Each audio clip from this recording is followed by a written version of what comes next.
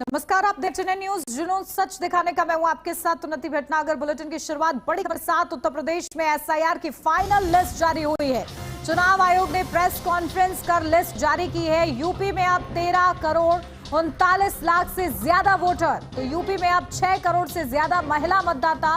उत्तर प्रदेश में 84 लाख से ज्यादा मतदाता बढ़े हैं। वोटर लिस्ट में नाम ना होने पर फॉर्म 6 भरें, तो ये बड़ी खबर आपको बता रहे हैं। वोटर लिस्ट में नाम ना होने पर फॉर्म 6 आप भर सकते हैं। उत्तर प्रदेश में एसआईआर की फाइनल लिस्ट जारी हुई है, तो ने बकायदा प्रेस कॉन्फ्रेंस कर इस लिस्ट के बारे में जानकारी दी है।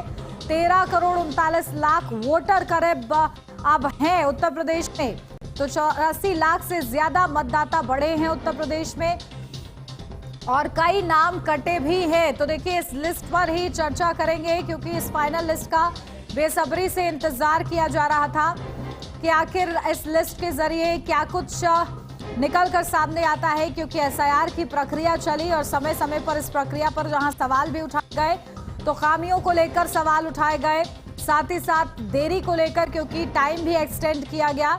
लेकिन अब क्योंकि फाइनल लिस्ट जारी हो चुकी है और बकायदा चुनाव आयोग ने प्रेस कॉन्फ्रेंस की है इसके लिए, और पूरी जानकारी जो है पेश की है, तो अब एसआईआर की फाइनल लिस्ट आने के बाद चुनावी सरगर्मियां और ज्यादा बढ़ जाएंगी। इस लिस्ट के क्या महत्वपूर्ण बिंदु हैं, वो अब से कुछ ही देर में चर्चा करेंगे। खास मेहमान हमारे साथ जुड़ेंगे। तो यूपी में 6 करोड़ से ज्यादा महिला मतदाता है, ये भी जानकारी मिली है चुनाव आयोग की ओर से। 84 लाख से ज्यादा मतदाता बढ़े हैं। और देखिए, वोटर लिस्ट में अगर नाम नहीं है तो फॉर्म 6 भी भरा जा सकता है।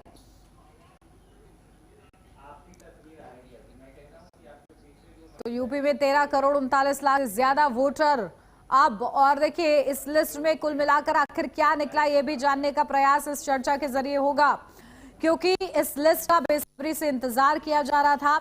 जैसे ही एसआईआर की प्रक्रिया शुरू हुई थी, कई लोगों को देरी से समझ में आया कि आखिर ये एसआईआर क्यों किया जा रहा है, क्यों इसकी जरूरत है। और इसका उद्देश्य एक ही था कि पारदर्शिता आए चुनावी प्रक्रिया में और चुनाव शांतिपूर्ण ढंग से संपन्न कराए जा सके। तो ये कोशिशें थी, लेकिन इन सब के बीच लोगों को समझने में थोड़ा सा वक्त लगा। और देखिए, इसके बाद अब एसआईआर की क्योंकि प्रक्रिया पूरी होती थी, और आज फाइनल लिस्ट भी सामने आ गई है। कितने मतदाता ऐड हुए हैं, कितने मतदाताओं के नाम कटे हैं, आखिर इस लिस्ट में क्या क्या है, उसकी पूरी जानकारी इस चर्चा के जरिए हासिल करने का प्रयास रहेगा। तो कितने महिला मतदाताओं की संख्या है, कितनी पुरुष मतदाताओं की संख्या है, और एसआईआर की प्रक्रिया के बाद चुनाव किस तरीके से पारदर्शिता के साथ होता है, ये अब देखना दिलचस्प रहेगा।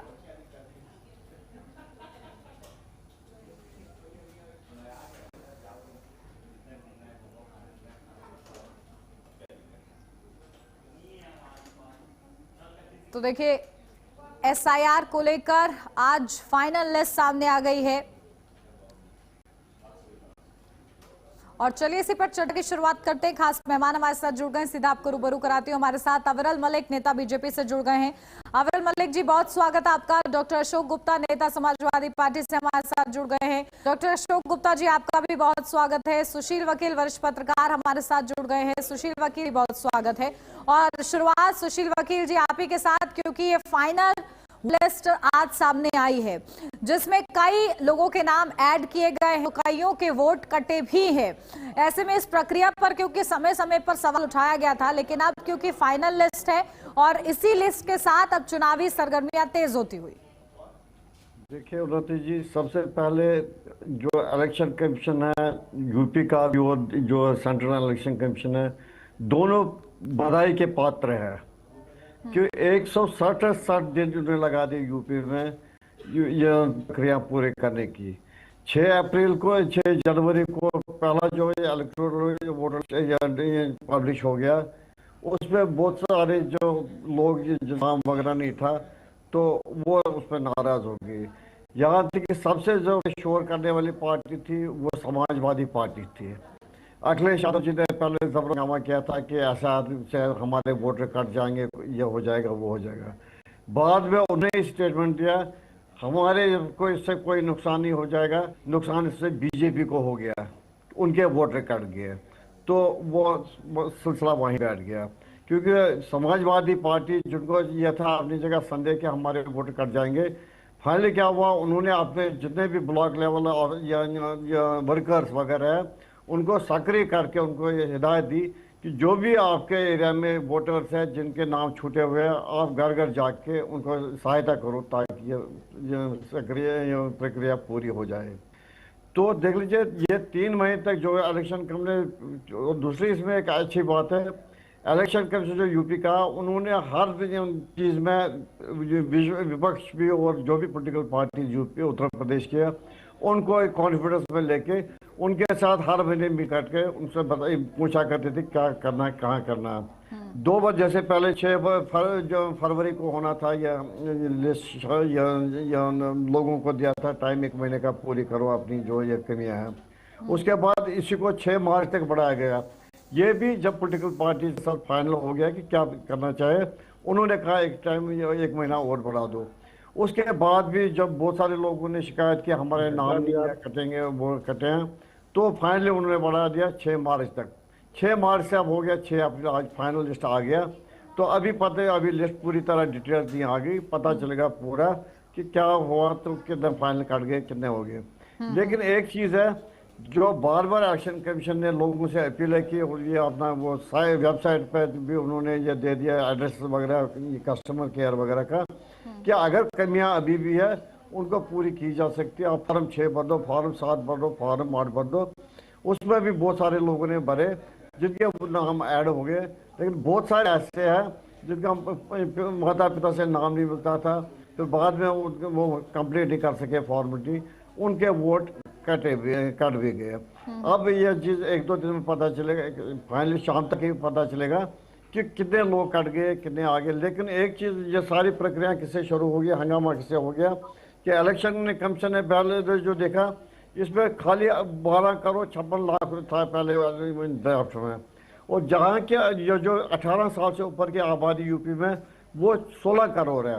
जो 3.5 करोड़ का गैप है, आखिर ये वोटर्स कहाँ गए।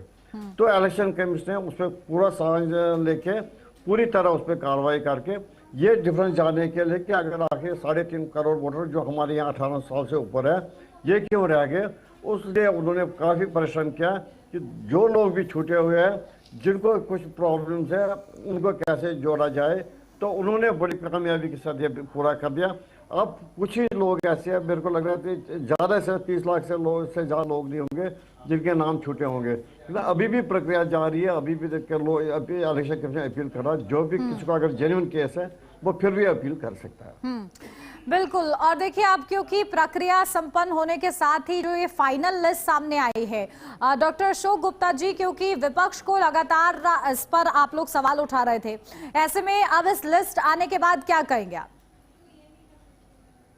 उन्नति जी, हमारे देश का चुनाव आयोग दुनिया में जाना और पहचाना जाता है और सबसे बड़ा चुनाव आयोग है।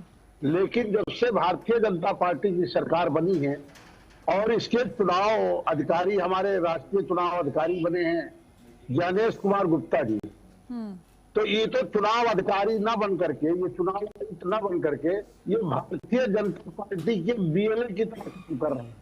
यानी बीएलए मतलब बूथ लेवल एजेंट। इनको अधिकारी नाम हटा करके अपने नाम चाहिए बीएलए लगा देना चाहिए। पिछले 4 नवंबर 2025 को 4 नवंबर से ये प्रोसेस शुरू हुआ और समय समय पे समाजवादी पार्टी ने इनको लिखित में वीडियो सहित तमाम सारे प्रूफ दिए कि देखिए भारतीय जनता पार्टी इस तरीके से वोट कटवा रही है, लोगों को फर्जी वोट कटवा रही है। जो पात्र लोग थे उनको वोट कटवा, जैसे अभी घटना देखा होगा सुल्तानपुर का, वहां पे एक व्यक्ति है, उसके नाम से फॉर्म भरा जाता है, फॉर्म 7, जो कटवाने के लिए काम आता है। और वो व्यक्ति जिसका कश्यप था, वो पढ़ा लिखा नहीं था, वो अंगूठा आता था, और जो कटवाने वाले फॉर्म भरे गए वो दस्तखत किए हुए थे और नंदलाल कश्यप के नाम से दस्तखत, जबकि वो दस्तखत जानता ही नहीं था। इसकी शिकायत लिखित में समाजवादी पार्टी ने चुनाव आयोग से किया, लेकिन आज तक उसका कोई जवाब नहीं आया, दोषी लोग पकड़े नहीं गए। तो ये और सबसे पहले हमारे राष्ट्रीय अध्यक्ष जी ने पहले ही बता दिया था, ये चुनाव SIR नहीं है, ये NRC हो रहा है, ये SIR के बहाने NRC हो रहा है। और तो ये SIR NRC करके SIR के बहाने से लोग राशन कार्ड से नाम काटते, आधार से उनका नाम काट देते। इस तरह जो सरकारी लाभ गरीब आदमी को मिल रहा है, भारतीय जनता पार्टी नहीं देना चाह रही थी और इसका खिलाफ बनाया उसको। ठीक है, उपचुनाव सुन लीजिए, उन्नति की पूरी बात हो जाने दीजिए। जब हमारे देश में एक ही समय में एक ही प्रदेश में दो SIR हो रही है, प्रदेश की चुनाव आयोग का और एक देश के चुनाव आयोग कराता है, तो एक विधानसभा वाली, दोनों में वोटों का कैसे आ रहा? जब वही गांव है, वही शहर है, वही लोग है, वही वोटर लिस्ट है, तो संकट यही पैदा हो जाता है। और चुनाव आयोग को आज बताना चाहिए कि इन्होंने जनता से बताया था, भारतीय जनता पार्टी के इशारे पे, कि हम इसमें रोहिंग्या ढूंढ रहे हैं, बांग्लादेशी ढूंढ रहे हैं। बिहार में तो उनको रोहिंग्या बांग्लादेशी मिले नहीं, पंजाब में क्या बांग्लादेश में बंगाल में तो मिले नहीं। अब उत्तर प्रदेश में कितने रोहिंग्या और कितने बांग्लादेशी मिले हैं, इसको भी बताना चाहिए चुनाव आयोग को। ठीक है, अविरल मलिक जी वो ये कह रहे हैं कि SIR को लेकर सीधा सीधा आप लोग पर निशाना है कि SIR की आड़ में आप लोग NRC पर काम कर रहे हैं, साथ ही साथ उन्होंने पूल मांगी है अब इस लिस्ट के साथ साथ, क्या कहिएगा?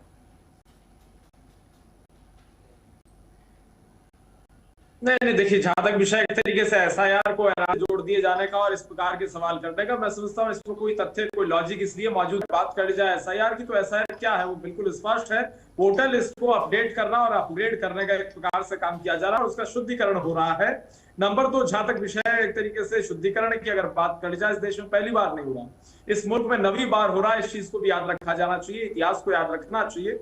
नंबर 3, जहां तक विषय एक तरीके से SIR का, तो बिल्कुल स्पष्ट है, जो लोग 18 साल के हो गए, 18 साल से उनकी जो अधिक उम्र हो गई, उनका नाम वोटर लिस्ट में जोड़ दिया जा रहा है। और जिनकी आयु तरीके से अगर उनकी बात कर जाए, जो इस पृथ्वी पे नहीं है, हम सबके बीच में नहीं है, आयु पूर्ण हो गई, जो अब हमारे बीच नहीं, जिनका निधन हो गया, देहांत हो गया, उनका नाम उसमें से हटा दिया जा रहा है। इससे अधिक मैं सोचता हूँ इसमें कुछ नहीं है। और उसके साथ साथ ज्यादा विषय एक तरीके से जो आपत्ति करा रहे हैं, उन्हें मालूम होना चाहिए इसमें जो फर्जी वोटर्स हैं, फर्जी वोट हैं, वो निश्चित कट रही हैं और कटेंगी। नंबर 2, एक और कैटेगरी आती है जो 2-2, 3-3 वोट बनवा बैठे हुए हैं, उनकी वोट इसमें से हटेंगे और परिवर्तित एक प्रकार से होगी, क्योंकि बहुत से लोग हैं जो उत्तर प्रदेश में भी वोट बनवा के बैठे हैं और मुंबई में रह रहे हैं तो मुंबई में वोट बनवा के, और कहीं और उसके बीच में रहे हैं, अगर मध्य प्रदेश में इंदौर में रहे वहां भी वोट बनवा लेंगे वो। तो जिनकी 2-3 वोट इसी मुल्क में हुई है, उनकी भी एक ही वोट होगी और एक ही वोट होनी चाहिए, क्योंकि संविधान एक ही वोटिंग राइट देता है, इस चीज को इन्हें मानना पड़ेगा। अब उसके साथ साथ जहां तक विषय एक और इसमें चीज आती है SIR में, जो बिल्कुल स्पष्ट है, जो घुसपैठियों वाली ये बात कर रहे हैं और NRC की और CA को इसमें जोड़ दे रहे हैं। तो अगर कोई व्यक्ति है जिसकी फर्जी वोट बनी हुई है और उसके पूरे परिवार की फर्जी वोट बनी हुई है, उसके पास कोई सही सबूत नहीं है, कोई तथ्य मौजूद नहीं है, कागज मौजूद नहीं है, तो सवाल तो निश्चित रूप से उठेगा कि वो कहां से आया, ये सवाल उठेगा। लेकिन वो अलग विषय है, उसके तहत SIR को NRC से जोड़ देना या CA से जोड़ देना रूप से गलत है। लेकिन ये बिल्कुल स्पष्ट है, माननीय अमित शाह जी ने बिल्कुल स्पष्ट रूप से कहा है, ये देश किसी रूप में धर्मशाला नहीं बनने दिया जाएगा और घुसपैठियों को चिन्हित के बाहर निकालने का काम किया जाएगा। और इसमें हमें विपक्ष से भी सहयोग चाहिए, हम चाहते हैं कि विपक्ष भी इसमें सहयोग करे और करना चाहिए ये, क्योंकि देश की बात है। और जो घुसपैठिए हैं वो घुसपैठिए फर्जी का दस्तावेज और कागज बनवा के इसी मुल्क में वोटिंग एक तरीके से गेन करें, उसके बाद वो वोट डालें और सरकारें चुनने का काम करें। मैं समझता हूँ ये पूर्ण रूप से इलीगल है और देश को हाईजैक कराने जैसा है। डॉक्टर अशोक जी आपके पास हमारी देश की सरकार को चुने। बिल्कुल ठीक है, SIR को लेकर जो फाइनल लिस्ट आई है उस पर जो बहस है वो आगे भी जारी रहेगी। आप तीनों ही हमारे साथ बने रहिएगा।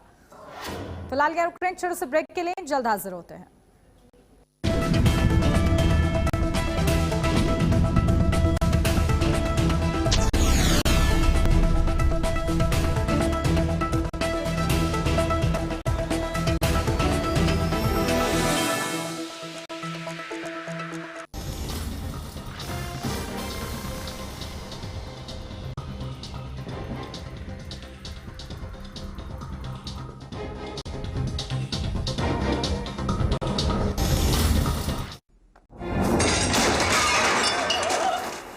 फर्श की टाइल्स को चेंज करो, बड़ी स्लिपरी हैं। थर्मोकूल वॉशिंग मशीन। थर्मोकूल, इंडिया का नया अंदाज।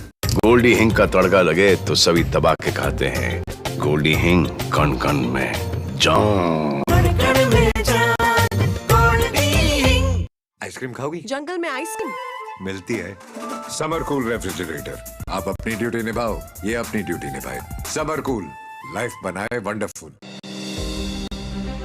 पशुधन छत्तीसगढ़ के ग्रामीण देश और राज्य की अर्थव्यवस्था का महत्वपूर्ण हिस्सा है। एफएमडी यानी खुरहा चपका अत्यधिक संक्रामक रोग है जो पशुओं में बड़ी तेजी से फैलता है और कुछ दिनों में पूरे इलाके के पशुओं को संक्रमित कर देता है। पशुओं को खुरहा का बीमारी से बचाने के लिए छत्तीसगढ़ पशुधन विकास विभाग 15 मार्च 2026 से पूरे छत्तीसगढ़ में निशुल्क टीकाकरण अभियान व्यापक रूप से प्रारंभ कर रहा है। हर आयु वर्ग के सभी उत्पादक और गैर उत्पादक पशुओं का टीकाकरण जरूरी है ताकि गांव या शहर में ये रोग दस्तक नहीं दे सके। आप भी अपने पशुओं का टीकाकरण जरूर करवाएं और अपने साथियों को भी इसके लिए प्रेरित करें। खुरहा चपका रोग से पशुओं को बचाएं, अपने पशुधन का टीकाकरण जरूर कराएं। पशुधन विकास विभाग छत्तीसगढ़ शासन द्वारा जनहित में जारी।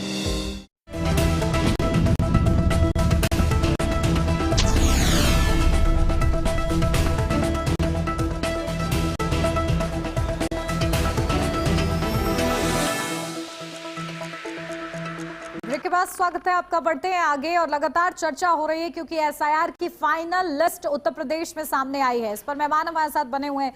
डॉक्टर अशोक गुप्ता जी, सीधा आपके पास आ रही हूं क्योंकि सवाल अपनी जगह है, लेकिन साथ ही साथ क्योंकि सरकार का उद्देश्य यही था और चुनाव आयोग का खासतौर से ये उद्देश्य था कि जो असली मतदाता है वो वोट कास्ट कर सके।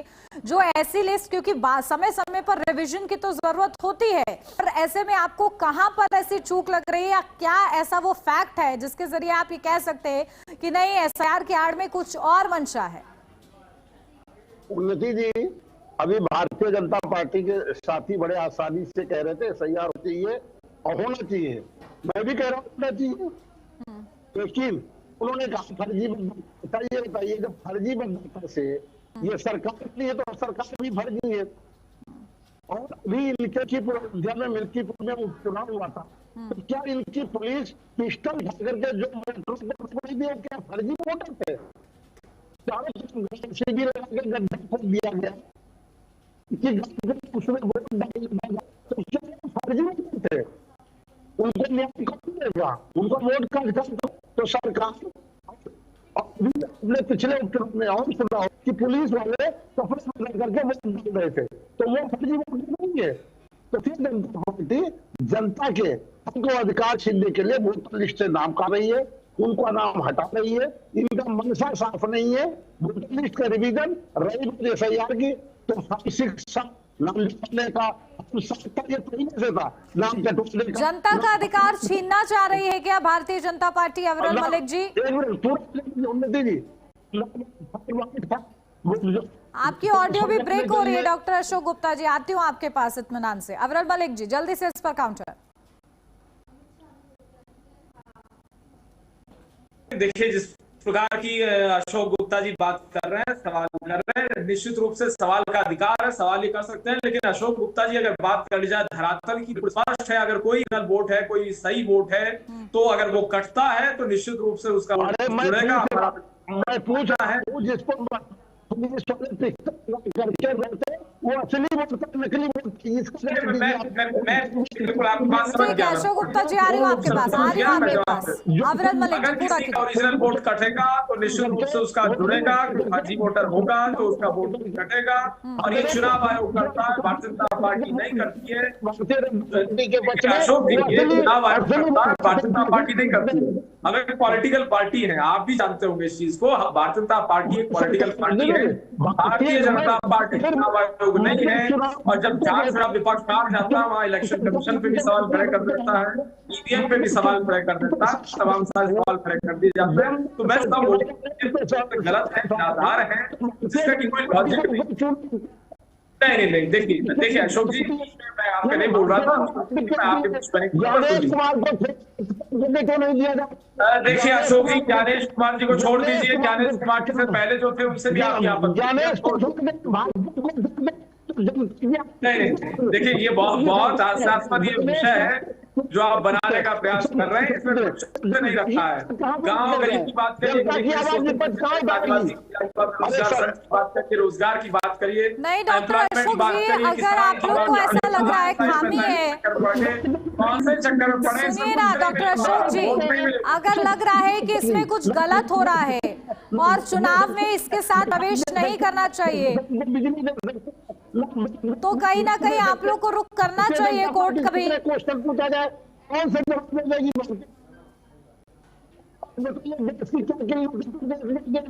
ठीक है, आपकी ऑडियो मुझे क्लियर नहीं आ पा रही डॉक्टर अशोक गुप्ता जी, आ रही हूँ आपके पास। सुशील वकील जी, क्या इसकी विश्वसनीयता समझी जाए, एसआईआर की जो प्रक्रिया हुई, क्योंकि इसको लेकर विपक्ष सवाल उठा रहा है, लेकिन पारदर्शिता के साथ चुनाव संपन्न हो, ये इसकी बार बार कोशिश जो है चुनाव आयोग की ओर से की जा रही है, लेकिन एक पूरे चुनाव आयोग को एक साथ ये कह देना कि वो बीजेपी के एंड पर काम कर रहे हैं, कितना सही कितना गलत? देखिए उन्नति जी, ये आज की बात नहीं है। इससे पहले भी जब बिहार में शुरू हो गई एसआईआर की प्रक्रिया, उस टाइम पे जो इंडिया गठबंधन है उन्होंने ज़बरदस्त हंगामा किया कि इसे एसआईआर जो अपोजिशन है उनको नुकसान पहुंचेगा।